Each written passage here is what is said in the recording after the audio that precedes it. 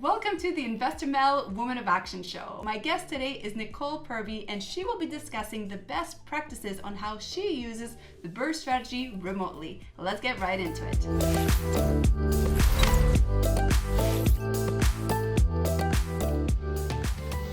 Hello and welcome, Nicole. Thank you so much for being on the Woman of Action show. Thank you, Mel. Thank you for having me. Yeah, so Nicole, please tell our listeners a little bit about yourself. Where are you from? What's your specialty and what brings you on the show today?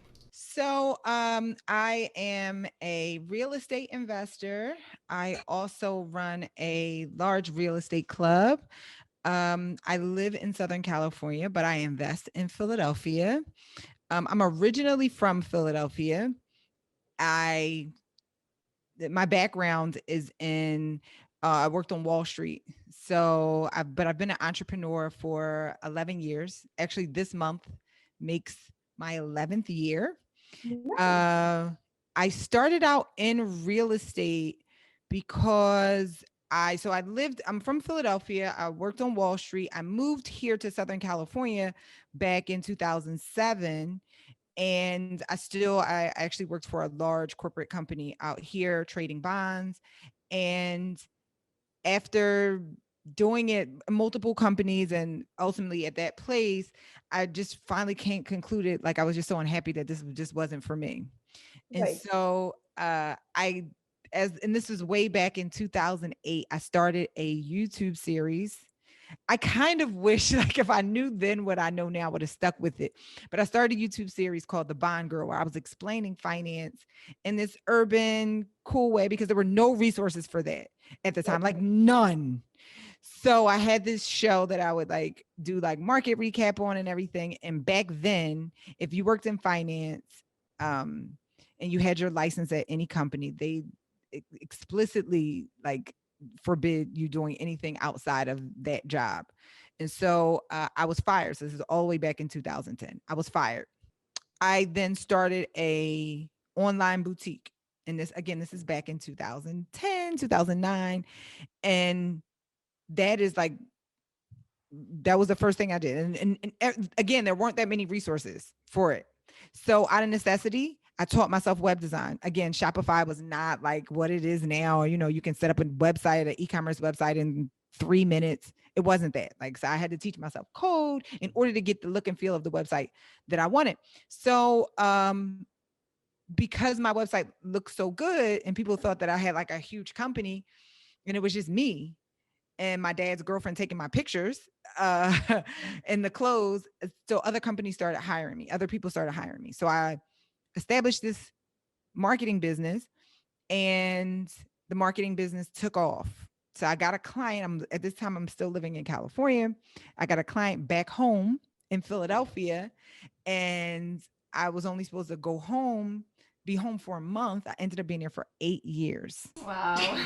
So your life took a complete different shift. So in that time period, I grew my business. I had employees. I moved into a office. And then I finally got to a point where I was like, okay, I'm earning enough money. I've grown this business. I'm ready to invest in real estate. So let's talk about investing. So now you are a full-time real estate investor, is that correct? And what does that look like for you? Because there's so many different ways to become an investor, to cash flow through real estate. So do you buy and hold? Do you do multifamily, single dwellings, joint venture? What's your specialty? I buy and hold multifamilies. I only do duplexes. I have one single family, and it is the bane of my existence. Okay. And you like But I buy and hold. bigger. I'm sorry. You like duplexes, but you don't go bigger than the duplex. No. I do. I have a quad as well. So I do Okay. 2 to 4 units right now. Okay. I'm currently rehabbing 3 properties. Once these are done, I'm going to relax and then really think about what my next step is, whether I want to go large multifamilies, larger than 4 units. Mhm. I have some things, but I just need to clear my head of the projects that I have, the rehab projects that I have going on right now. Okay, and how many apartments right now do you own? 17 units total. Nice. That's great. You do this BRRRR strategy, correct?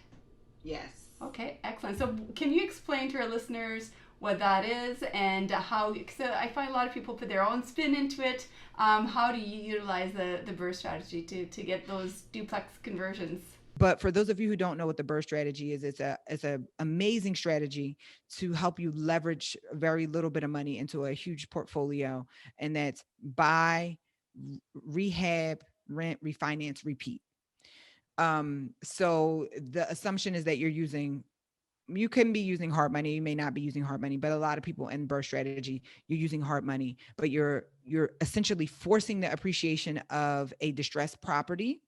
And then you, by rehabbing it and then renting it, and then you're pulling out the equity, and then the idea is you're walking away with a check once you go to pull the equity out, and then you take that check and you move on to another property now that the existing property is cash flowing. So you do this multiple times, you can build up a nice rental portfolio with some cash flow. Absolutely, and it's a great strategy. It's a great way to get started, and it's a great way to build that extra income coming in. I love buying underperforming properties. Now, although I've done some major flips, I personally prefer just do the ones that need a little bit of TLC, not full, down to the studs. Which way do you prefer? Do you do the massive renovations, or do you just keep it fairly simple with just paint and countertop?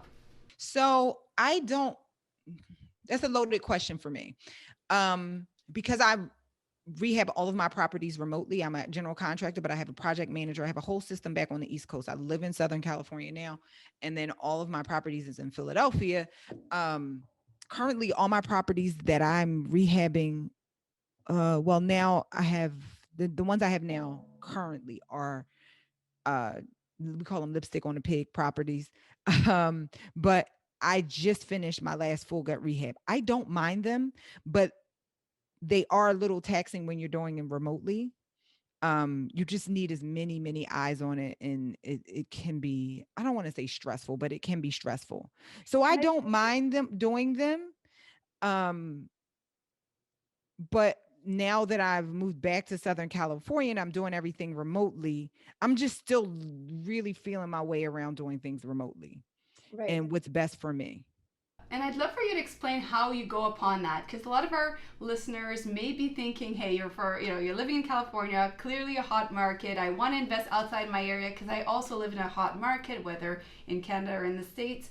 I want to do this remotely. How do you go upon it? What are things you need to look out for? What are the your best tips, best strategies to make this happen? And I'm sorry, I'm throwing a lot of questions at you here. And I'm also curious to see, do you visit the sites physically, or is 100% virtual as well? So I'll tell you the story, and that'll kind of put some things into context. The end of 2019, I acquired quite a few units and a flip. Okay. And I was like, I'm ready to go. I'm going to do all this work. And then two things happened to me. I got pregnant and COVID happened. So my first trimester was a physical nightmare. I was constantly sick. It was just, oh goodness. It was a physical nightmare. In addition to COVID happening, and in the beginning of COVID, like everyone was scared. We were all terrified. So like, I'm pregnant. I can't go out to my properties. So I was forced to put systems in place and start leveraging other people to go to my properties and run these projects. Right. Because I had already lived in Philadelphia, LA, I was only in Philadelphia because I kept having more and more businesses that kept me tethered to Philadelphia. So once I got pregnant and I put systems in place to have other people run my projects, I said, I'm going back to California. I don't need to be here now. Like, my business went completely virtual. And I started having people going out to my properties. So I moved back to California. And then I'm running everything. So I have not been to Philadelphia in a year. Actually, this month makes it a year. So I haven't seen my properties. I've purchased properties, finished properties without ever even seeing them. Okay. And what would be those systems and strategies to get there? So you're talking about, okay, you had to set them up. Somebody listening saying, okay, but what is that? What do I got to do? Okay, what do I got to do? Exactly what to do. Yeah. So the first things, I don't you can do this, but I don't have the tool, so I can't tell you how to do it. But I don't recommend you investing in a market that you are not explicitly familiar with. Philadelphia is a city that is very block to block. What do I mean by that? The 200 block of one or of Main Street is totally different than the 300 block of Main Street. And you need to be really familiar with the nuances of the of the city, as well as the neighborhoods and even the sub neighborhoods. So I don't recommend investing remotely unless you are really, really familiar, or you have someone in that area that is very familiar. And I don't mean familiar like as in you live in the city or you've lived there. You have to know it as an investor, because you can live in a city your whole entire life, but not be remotely, even acutely aware of the property values from block to block. You may not be aware of development, new developments coming up in the area. You may not be aware of urban planning going on within the city. So you need to be aware of what's going on in the city as an investor. So if you're going to do it, just really do whatever you can to familiarize yourself. There's tons of people in various cities doing remote and virtual webinars and classes. Like, pick a city, find a real estate guru in that city who's holding virtual webinars and classes, and attend it regularly, so that you can get familiar. And I say, like, attend it on a week, attend it for like a year before you really start pulling the trigger. Okay, so then the next step is, okay, so now you know, now you have some familiarity with the area, or you at least have connections in the area. You need to have someone, you need to have two very important people. You need to have a contractor, general contractor slash project manager, because I'm a general contractor, but I have a project manager. So you need to have someone who is willing to go to your site, that you trust, not only trust in their capabilities, but you also need to trust in their ethics and moral as Right. well, right? Not always easy to find. It's not easy to find. So, You may but have it to can be fire a done. few people. You may have to fire a few, and do so if necessary, right? Because finding the right person to oversee your asset is so important. It's very important. So you need to have a project manager. The next thing is, you need to have a unskilled boots on the ground person to over double look and triple check things going on in that property. Okay, so I'll give you an example. And you need to also trust this person from an ethics standpoint. They may not need to have complete 100% skill, but you need to trust them from an ethics standpoint, and they need to have some real estate development, construction knowledge, some knowledge. So I'll give you an example. My project manager, I love him to death. He is a friend, a true friend. And so, and this can happen to anybody. We just finished, let's say we just finished putting in cabinets. And so I'm like, hey, send me pictures. So he sends me pictures. I feel good about these pictures. I have my boots on the ground person go, and my boots on the ground person sends me a picture of one area where the cabinet is not 100% buttoned up, but he just so happens to not take that picture. This doesn't make him a bad person. He's just thinking in the back of his head, like, she asked me for pictures today. I know my guy's going to get it tomorrow, so I'm just not going to show her that picture, which is fine. But I still, you as an investor, is your money. You want to know everything that's going on. Like, I understand that it's okay that your guy's going to finish it tomorrow, but I just want to know everything that's going on right now. So you need to have a boots on the ground person just to go and see the things that your project manager or your general contractor just so happened to miss. Right. Okay, that's fantastic. That's great. Thank you for that. So we're going to move right along to the questions of action for today. What advice would you give your younger self? The advice I would give my younger self, that's a really good question. I would say, trust your instinct. Trust your instinct. And I probably also would have been a little more intentional about developing my financial discipline. Just making sure that, and you hear this all the time, but a lot of times it goes over people's heads. I know it did for me for a long time. Making sure you live below your means, making sure you have a budget and you have some sort of tools in place to make you stick to your budget. I'm a big proponent of profit first accounting strategy. Like I run my business, I run my life on profit first, because by nature, I'm not really that disciplined with money. Some of us are like, this is why I'm just by nature, I'm not. So I need all these guardrails. And if I could go back to my younger self, maybe early in the entrepreneurship game, 10 years ago, I would have told myself to set these financial guardrails up a lot sooner. Also, just living below my means. If I would have done it for a little, like started making sure that I was intentional about that a little while earlier. The last thing I want to say is, this is probably the most important thing.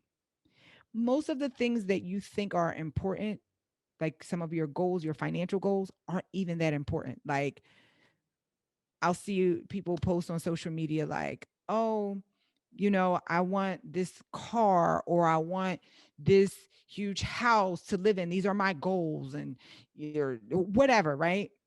Clothes or material things that we use to try to motivate ourselves.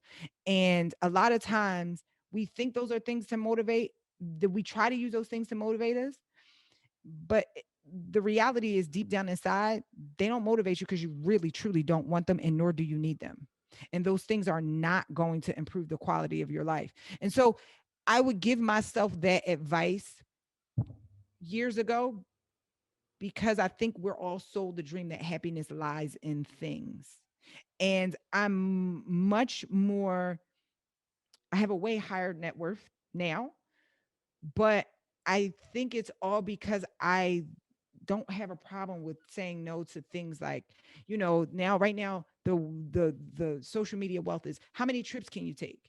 And the reality is, you go to like 2 or 3 Caribbean islands, they're pretty much all the same.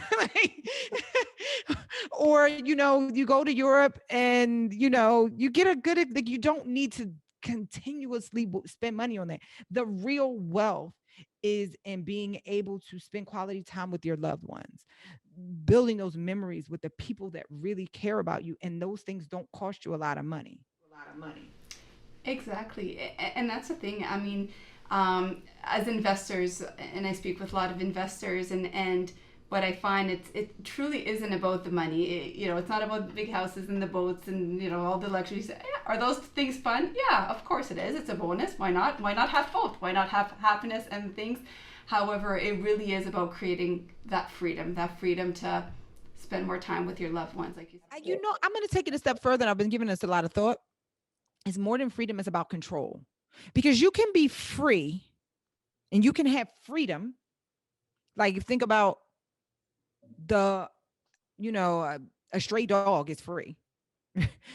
Someone who doesn't have a job and no money, they have freedom. They can literally go and come and go as they please, but they don't have control.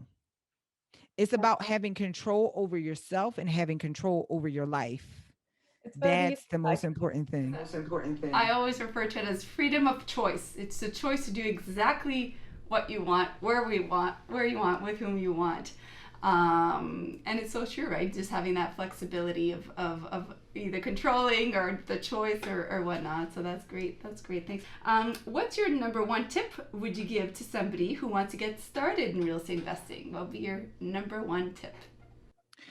My number one tip for someone wanting to get started in real estate investing is to really educate yourself on all the different strategies that you can invest in real estate with no money out of pocket. Like, we sell this idea of investing with no money out of pocket as if it's some magical dream. Like, I'm going to teach you the secret. And the reality is, it's not the dream. It should be the norm, because there are so many strategies that it's not even complicated, but we overcomplicate it.